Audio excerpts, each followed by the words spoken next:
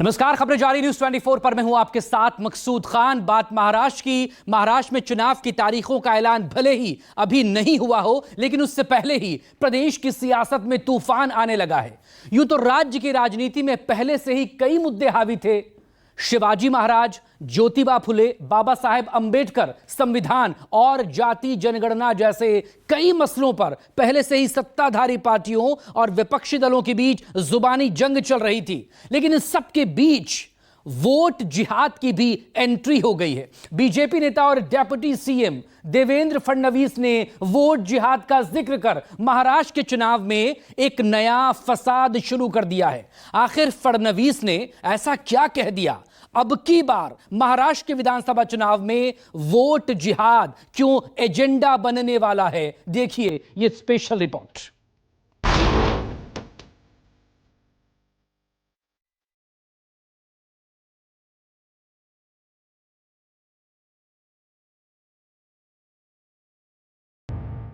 ही खऱ्या अर्थानं जागृत होण्याची वेळ आहे। आज या निवडणुकीतला जो वोट जिहाद आहे, 48 पैकी जवळजवळ 14 लोकसभा मतदारसंघामध्ये अशा जिहादी पद्धतीनं त्या ठिकाणी आपल्याला मतदान होताना दिसलाय।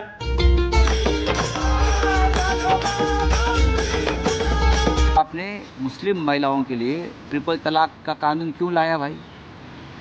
क्यों लाया? महाराष्ट्र में नया घमासान शुरू हुआ। हिंदू मुसलमान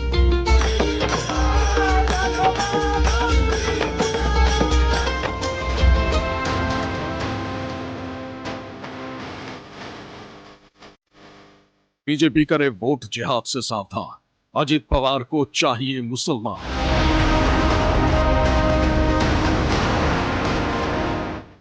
मुस्लिम वोट पर आर पार, महायुति एमवीए किसका बेड़ा पार।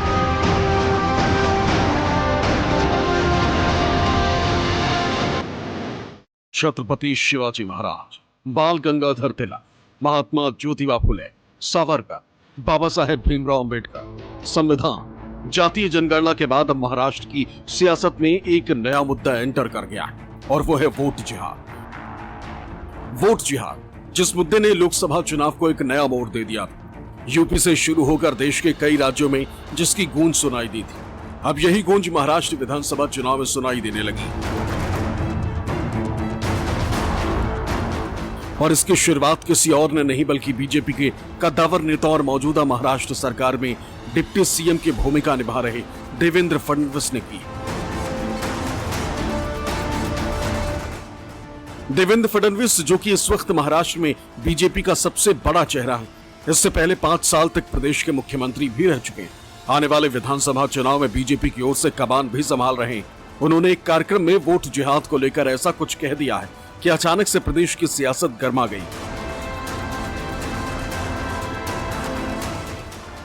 फडणवीस ने दावा किया है कि बीते लोकसभा चुनाव में महाराष्ट्र की 48 में से 14 सीटों पर वोट जिहाद देखा गया है। फडणवीस का दावा है कि विशेष समुदाय के लोगों ने हिंदू उम्मीदवारों को हराने के लिए उनके खिलाफ सामूहिक रूप से मतदान किया। कशा प्रकारे वोट जिहाद आपल्याला पाहायला मिळाला। वोट जिहाद काय अर्थ आहे? वोट जिहादचा अर्थ आहे, एकच साधं उदाहरण सांगतो। धुळ्यासारखी जागा, ज्या जागेवर 6 विधानसभेपैकी 5 विधानसभेमध्ये 1,90,000 मतांनी पुढे असलेला उमेदवार केवळ मालेगाव मध्य या एकाच विधानसभेत 1,94,000 मतांनी मागे जातो आणि 4,000 मतांनी निवडणूक हारतो। निवडणुकीतली हार जीत महत्वाची नाही, कधी हा पक्ष जिंकेल कधी तो पक्ष जिंकेल, पण काही लोकांचा आत्मविश्वास एवढा वाढलाय, त्यांना असं वाटतंय आमची संख्या कमी असली तरी आम्ही संघटित मतदान करून या ठिकाणी हिंदुत्ववाद्यांना पराभूत करू शकतो। आपण म्हणतो ना, म्हातारी मेल्याचं दुःख नाही आहे, काळ सुकवतोय, तशा प्रकारे काळ सुकवताना आपल्याला या ठिकाणी पाहायला मिळतोय। ही खऱ्या अर्थानं जागृत होण्याची वेळ आहे। आज या निवडणुकीतला जो वोट जिहाद आहे, 48 पैकी जवळजवळ 14 लोकसभा मतदारसंघामध्ये अशा जिहादी पद्धतीनं त्या ठिकाणी आपल्याला मतदान होताना दिसलाय। देवेंद्र फडणवीस ने जिस धुले सीट का जिक्र किया है उस पर पिछले 3 बार यानी 2009, 2014 और 2019 में बीजेपी का कमल खिला था। लेकिन 2024 के चुनाव में बीजेपी को अपनी यह सीट महज 3,831 वोटों से गंवानी पड़ी। बीजेपी की ओर से इस सीट पर 2 बार के सांसद सुभाष भामरे कैंडिडेट थे। वहीं कांग्रेस ने यहां से बचव शोभा दिनेश को अपना उम्मीदवार बनाया था। बीजेपी कैंडिडेट को जहां 5,80,035 वोट मिले तो वहीं कांग्रेस प्रत्याशी को 5,83,866 वोट मिले। इस तरह कांग्रेस को इस सीट पर 3,831 वोट से जीत मिल गई। धुले महाराष्ट्र की ऐसी लोकसभा सीट है जिसे मुस्लिम बाहुल्य लोकसभा सीट माना जा सकता है। इस सीट पर मुस्लिम मतदाताओं का अच्छा खासा प्रभाव है। अगर विधानसभा वाइज देखें तो इस सीट के तहत 6 विधानसभा की सीटें आती हैं, जिसमें 2 पर बीजेपी का कब्जा है, 1 सीट पर शिवसेना का विधायक है, जबकि 1 सीट कांग्रेस के पास है, जबकि 2 सीटों पर एमआईएम का कब्जा है। जिन 2 सीटों पर एमआईएम के विधायक हैं उनमें धुले सिटी और मालेगांव सेंट्रल सीट शामिल है।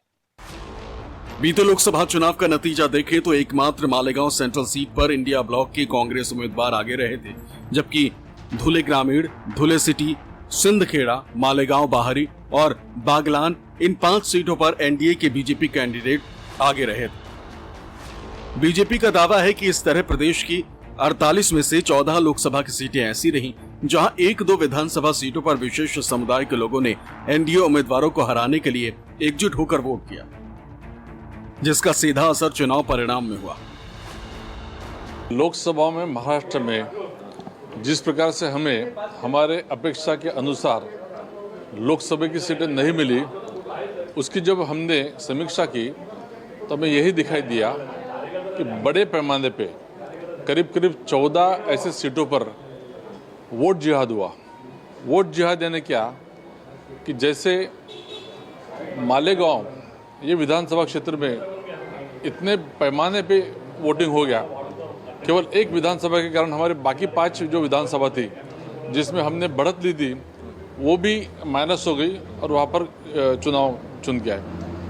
इसके माध्यम से हम ये बताना चाहते हैं कि उद्धव ठाकरे और इनको जो सब लग रहा है कि उनकी ताकत बढ़ गई है, तो ये उनको आई हुई एक सूजन है। ये सूजन विधानसभा में घटने वाली है और भारतीय जनता पार्टी के साथ महायुति की सरकार बनने जा रही है। दरअसल धुले के अलावा अमरावती, नांदेड़, अहमदनगर, बीड, भिवंडी, नंदुरबार, उस्मानाबाद, दक्षिण मुंबई, दक्षिण मध्य मुंबई, उत्तर पूर्व मुंबई और उत्तर मध्य मुंबई ये तमाम ऐसी सीटें रहीं जहां लोकसभा चुनाव में बीजेपी और उनके सहयोगियों को हार का सामना करना पड़ा। इन सीटों पर वोटिंग का जो पैटर्न रहा उसका आकलन कर बीजेपी ने इसे वोट जिहाद नाम दिया। बीजेपी के दिग्गज नेता और डिप्टी सीएम देवेंद्र फडणवीस ने जैसे ही वोट जिहाद का जिक्र छेड़ा, विपक्ष यानी महाविकास आघाड़ी को बैठे बिठा एक मुद्दा मिल गया। महाविकास आघाड़ी में शामिल कांग्रेस, शिवसेना, यूबीटी और एनसीपी शरद की ओर से एक सुर में फडणवीस पर करारा हमला बोला गया और कहा गया कि फडणवीस तोड़ने की बात कर रहे हैं। देवेंद्र फडणवीस को शर्म आना चाहिए कि अगर वो वोट जिहाद की बात करते हैं, वो राज्य के गृह मंत्री है, एक संविधान के पद पे बैठे हैं, वोट को अगर वो वोट जिहाद बोलते हैं तो ये संविधान को मानने वाले लोग नहीं है। और रही लव जिहाद की बात, तो राज्य के गृह मंत्री है, कितना 7.5 साल से वो राज्य के गृह मंत्री, एक लंबे समय कहाँ लव जिहाद हुआ, क्या हुआ, कितने लोगों का आज तक कार्रवाई की। चुनाव के समय में इस तरह के जुमलेबाजी कर और धर्म की लड़ाई लड़ाकर बीजेपी जो राजनीति करती है वो ओछी राजनीति खुद देवेंद्र फडणवीस करना चाहते हैं। क्या होता है वोट जिहाद, मुझे बताइए। इस देश में, इस देश का नागरिक है, मुसलमान है, जैन है, पारसी है, हाँ हिंदू है, अगर इस देश के नागरिक है और वो वोट करते हैं, अगर आपको वोट करता है तो चलता है क्या? अगर ये वोट जिहाद की बात है तो आपने मुस्लिम महिलाओं के लिए ट्रिपल तलाक का कानून क्यों लाया भाई? क्यों लाया? आपको और समाज के लोग देते हैं तो उसको क्या कहेंगे आप? अब महाराष्ट्र में गुजरात के लोग देते हैं बीजेपी को, ऐसा हमको पता चलता है। तो आप उनको क्या कहेंगे? गुजरातियों उनका वोट जिहाद कहेंगे? और भी समाज के लोग आपको वोट देते हैं। ये क्या चला इस देश में? आप इस देश को फिर एक बार तोड़ना चाहते हैं, फडणवीस जैसे लोग? हाँ, ये गांधी का देश है ना। उनको कुछ एजेंडा ही नहीं है ना, कुछ किया ही नहीं है, सिर्फ पार्टी तोड़ो। और आईसी, इनकम टैक्स, सीबीआई और ईडी छोड़ के सरकार ने किया क्या है? पार्टी तोड़ो, पार्टी का सिंबल लेके जाओ, और कौन किया क्या है इस सरकार ने? और वो उसके बाद महाराष्ट्र का अगर आप बजट देखें, उसका तो दिवाला निकल रहा है। ये मैं नहीं कह रही हूँ, गडकरी साहब कह रहे, और आपके सबके चैनल पे जो डेटा और न्यूज़पेपर में डेटा आ रहा है, वो यही कह रहा है कि huge deficit in the budget. Devendra Fadnavis के मुताबिक धुले की जिस मालेगांव सेंट्रल विधानसभा सीट पर कांग्रेस उम्मीदवार को बढ़त मिली थी, वहां से इस वक्त ओवैसी की पार्टी एआईएमआईएम के विधायक हैं। लिहाजा एआईएमआईएम की ओर से भी बीजेपी पर पलटवार किया गया। भाजपा को अपनी जमीन खिसकती हुई नजर आ रही है। उनको पता चल गया है कि महायुति की जो सरकार है महाराष्ट्र में टोटल फेल हो चुकी है, डेवलपमेंट, विकास सबके नाम पे। तो बस इसी तरह की बात करने पे आ गए, पोलराइज करने की कोशिश की जा रही है। अभी लव जिहाद, वोट जिहाद, लैंड जिहाद, सारे जिहाद इनको समझ में आ जाएंगे कि जिहाद का मतलब क्या पता है इनको। और राज्य के होम मिनिस्टर है देवेंद्र फडणवीस जी, और संविधान की शपथ ली है, उन्होंने इस तरह की बात करना उनको शोभा नहीं देता। क्या ये वोट जिहाद, क्या ये लव जिहाद? पहले भी इन्हीं के एक मंत्री है लोधा, उन्होंने फ्लोर ऑफ द असेंबली में खड़े होकर बोला था कि लाखों केस लव जिहाद के महाराष्ट्र में हो गए। जब इंक्वायरी की मालूम किया तो टाई फिश खोदा पहाड़ निकला चूहा, कुछ भी था ही नहीं उसमें। मगर इनको पोलराइज करना है, हर हद तक ये जा सकते हैं, इसीलिए इन्होंने अपने नफरती चिंटू को भी छोड़ दिया ना कि जाओ मुसलमानों के खिलाफ अनाप शराब बको।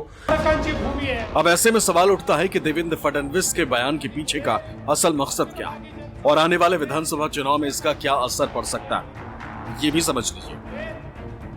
देखिए, देवेंद्र फडणवीस महाराष्ट्र में एक मंजे हुए राजनेता के रूप में जाने जाते हैं।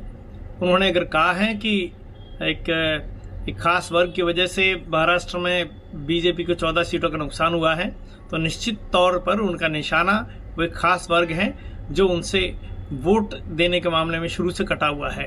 तो मेरा मानना है कि देवेंद्र फडणवीस ने इस बहुत सोच समझ कर कहा है, और इस सोची समझी रणनीति के तहत उन्होंने जो ये बात कही है, उसके मकसद और मायने दोनों ही बहुत अलग अलग हैं। दरअसल बीते लोकसभा चुनाव में बीजेपी को यूपी के बाद सबसे तगड़ा झटका महाराष्ट्र में ही लगा था। लोकसभा चुनाव का नतीजा देखें तो महाराष्ट्र के 48 में से 30 सीट जहां इंडिया गठबंधन को मिली थी, वहीं एनडीए के हिस्से में महज 17 सीटें आई। पार्टी वाइज नतीजा देखें तो एनडीए में सबसे ज्यादा 28 सीटों पर चुनाव लड़ने वाली बीजेपी के खाते में महज 9 सीटें आई। एकनाथ शिंदे के नेतृत्व वाली शिवसेना 15 सीटों पर चुनाव लड़कर महज 7 सीट जीतने में सफल रही। वहीं अजित पवार की एनसीपी 4 सीटों पर लड़ी थी, जिसमें महज 1 सीट पर जीत मिली। जबकि महादेव जानकर के राष्ट्रीय समाज पक्ष 1 सीट पर लड़ी थी लेकिन जीत नहीं पाई। वहीं इंडिया अलायंस में सबसे ज्यादा 21 सीटों पर चुनाव लड़ने वाली शिवसेना यूबीटी 9 सीट जीतने में कामयाब रही थी। वहीं 17 सीटों पर लड़कर कांग्रेस 13 सीट जीतकर महाराष्ट्र में जबरदस्त तरीके से वापसी की है, जबकि शरद पवार की एनसीपी 10 सीटों पर लड़कर 8 सीट अपने नाम करने में कामयाब रही। हालांकि लोकसभा चुनाव के दौरान खुद प्रधानमंत्री मोदी ने भी वोट जिहाद के बहाने विपक्ष यानी इंडिया गठबंधन को कोसने का कोई मौका नहीं छोड़ा था। अब एक नया बात लेकर के आए हैं वोट के भूखे लोग। अब 2 चरण में उनकी दुनिया डूब चुकी, तो खुलेआम एक नया खेल लेकर के आए हैं। और पढ़े लिखे कांग्रेस का खासम खास परिवार उसका प्रवक्ता है। अब ये कहते हैं मोदी के खिलाफ वोट जिहाद करो। जिहाद क्या होता है ये हमारे देश के लोग भली भांति जानते हैं। हमारे देश में दशकों से ये वोट जिहाद का खेल पर्दे के पीछे चलता था, चुपचाप चलता था। पहली बार वो इतने हताश और निराश हो चुके कि खुलेआम अब वोट जिहाद की सार्वजनिक माइक पर घोषणा कर रहे हैं। बावजूद इन सब के बीजेपी को यूपी और महाराष्ट्र में इतना बड़ा झटका लगा कि अकेले दम पर बहुमत पाने से काफी दूर रह गई और इंडिया ब्लॉक की ताकत में काफी इजाफा हो गया। अब ऐसे में देखना दिलचस्प होगा कि देवेंद्र फडणवीस के बयान और बीजेपी ने लोकसभा चुनावी नतीजों का जो आकलन किया है उसकी काट विधानसभा चुनाव में क्या लेकर आते हैं और उसका चुनावी नतीजों पर क्या असर पड़ता है। Bureau report, news 24।